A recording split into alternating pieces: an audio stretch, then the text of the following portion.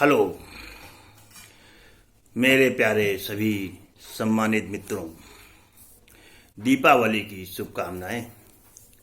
धनतेरस, नरक चौदस, दीपावली शुभ हो, मंगलमय हो, कल्याणकारी हो। कितना अच्छा लगता है सोचकर कि आज के दिन, कल के दिन, दीपावली के दिन राम अयोध्या आए थे। अयोध्या वालों ने दीपक जलाए थे खुशी में। क्यों ना जलाएं जब राजा राम हो। कितनी दिवाली मनाई गई। कुछ ने कहा भाई लक्ष्मी जी आती है, लक्ष्मी जी की पूजा करो। किसी ने कहा झाड़ू खरीदो, किसी ने कहा धनिया खरीदो, किसी ने कहा चांदी के सिक्का खरीदो, किसी ने कहा सोना खरीदो। लेकिन मित्रों, गरीबों की गरीबी दूर न हुई, गरीबों की संख्या बढ़ती गई। विचारणीय प्रश्न ये है कि राम राजा कब होंगे।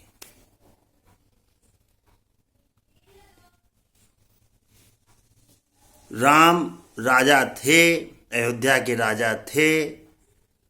भारतीय जनमानस में उनकी स्मृति जन्म जन्मांतर चली आ रही है। राम की प्रभु सत्ता हृदय में वास करती है, किंतु राम कहीं दिखाई नहीं पड़ते। अफसोस का प्रश्न है। राम को दिखना चाहिए, राजा राम को ही होना चाहिए।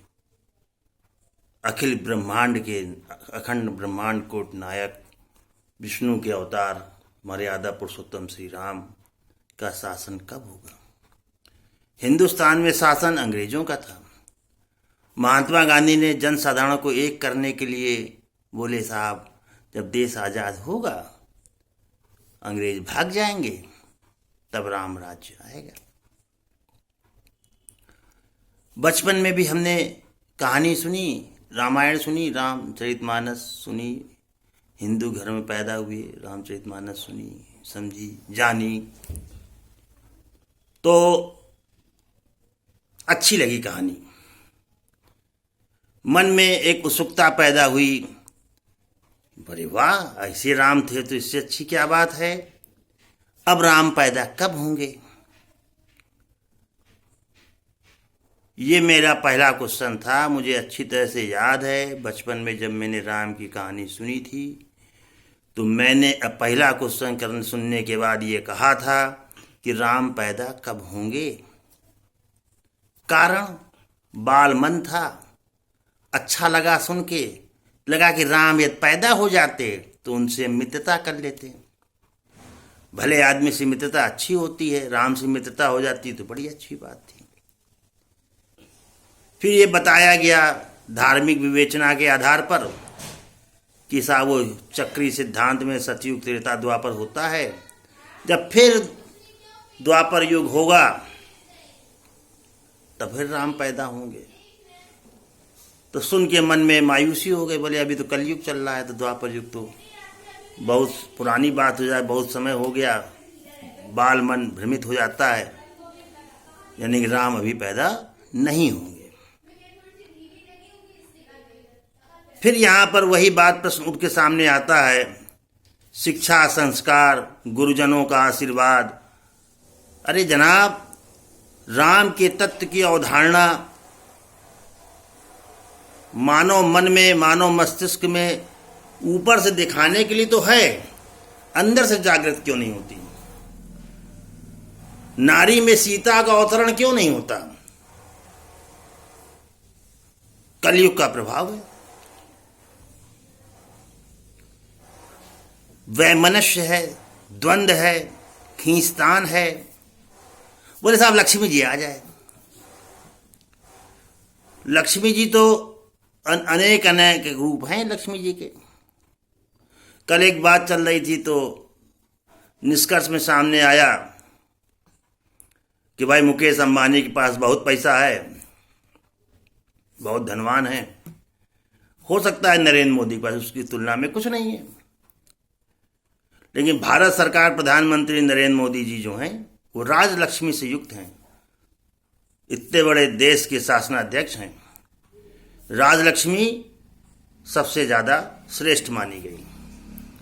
राजा श्रेष्ठ होता है, श्रेष्ठ गुणों से युक्त होता है, उसके पास सामर्थ्य होती है, वो लक्ष्मी का सर्वोत्तम रूप हुआ। तो हर आदमी साहब वो लक्ष्मी के सर्वोत्तम रूप पाने की कोशिश में दिमाग लगाता है, नीत का दिमाग लगाता है, अनीत का दिमाग लगाता है। लेकिन हमारे मोदी जी के साथ तो ऐसा कुछ नहीं है। बुला के उनको कहा गया कि जाइए जनाब विधायक का उपचुनाव लड़िए, फिर वो उसके बाद मुख्यमंत्री गुजरात सरकार बनिए, फिर वहाँ पर आपने सेवा करी देश की।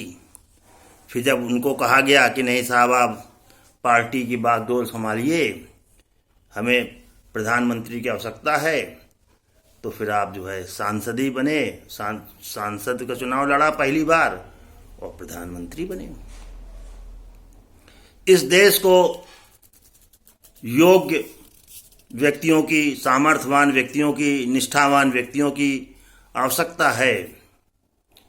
गढ़गढ़वासी राम हैं, राम का राज्य होना चाहिए, राम के गुणों से युक्त संपन्न देश का शासनाध्यक्ष होना चाहिए, जो हैं फिलहाल।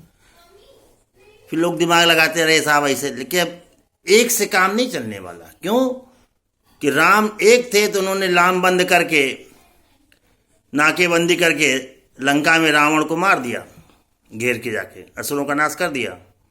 अब यहाँ पर तो जनपद स्तर पर, ब्लॉक स्तर पर, गांव के स्तर पर कहाँ नहीं, रावण के राज्य में रावण वाली प्रवृत्ति फैली हुई है।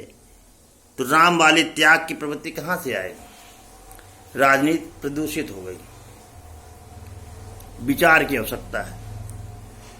क्लेश तभी दूर हो सकते हैं, गरीबी दूर तभी हो सकती है। रईस आदमी अपने वैभव को दिखाकर दिवाली बढ़िया मना ले, बोले ये सामान खरीद ला, बोले ये सामान खरीद ला, बोले ये सामान खरीद ला, बोले ये सामान खरीद ला, वैभव।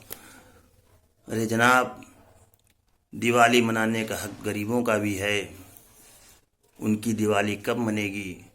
उनकी मेहनत के न्याय का हिस्सा उनको कब मिलेगा? उनकी मजदूरी उनको पूरी सही ढंग से कब दी जाएगी? सुव्यवस्था कब होगी? अनाधिकार चेष्टा कब बंद होगी? इत्यादि अनेक बातें यदि कोई व्यक्ति विचारवान है तो वो सोचेगा तो है ही। यूं कह देने से काम नहीं बनता है कि सर्वे भवन्तु सुखिना सर्वे सन्तु निरामया। वाणी में के साथ साथ शब्दों के भाव में और उसके कार्यों में हकीकत होनी चाहिए, तब जाकर समृद्धि सुख शांति होती है। महात्मा गांधी का राम राज हो, ऐसी परिकल्पना उनकी थी। तब उस भावना के आधार पर जनमानस उनके पीछे जुड़ा था कि अंग्रेज समस्याओं की जड़ हैं। ठीक, यदि चले जाएंगे तो हम लोग आपस में मिलकर प्रजातंत्र में सब प्रेम मोहब्बत भाईचारे से एक बढ़िया सुव्यवस्था चला लेंगे। अंग्रेज चले गए, 70 साल आजादी के हो गए, किंतु रूप बदल गया। हम अभी अपने जनमानस को शिक्षित नहीं कर पाए अपने, और शिक्षित यदि हो गए वो, तो वो आत्मनिर्भर तो बनेंगे ही। कहीं ना कहीं वो अपनी रोजी रोटी का इंतजाम ढूंढेंगे ही। सरकार सबको रोजगार थोड़ी दे पाएगी, वो खुद जानते हैं। लेकिन शिक्षा का स्तर मापदंड में हमने हमेशा 2M दर्जे के दृष्टिकोण रखा। बोले साहब अमीरों की शिक्षा अलग, गरीबों की शिक्षा अलग। बोले सरकारी स्कूल, कॉन्वेंट स्कूल, बोले ये स्कूल, बोले वो स्कूल। था कहीं ना कहीं भेद था कि शासक वर्ग के लोग अलग तरीके से तैयार होंगे, प्रजा के लोग अलग तरीके से तैयार होंगे, इत्यादि अनेक बातों को हम द्वंद्व लेकर पूरी तरीके से ईमानदारी के साथ निष्ठापूर्वक तरीके से जनभावना की प्रेरणा से हम शिक्षा के मॉडल को कोई तैयार नहीं कर पाए। आज भी दोहरी शिक्षा व्यवस्था चलती है।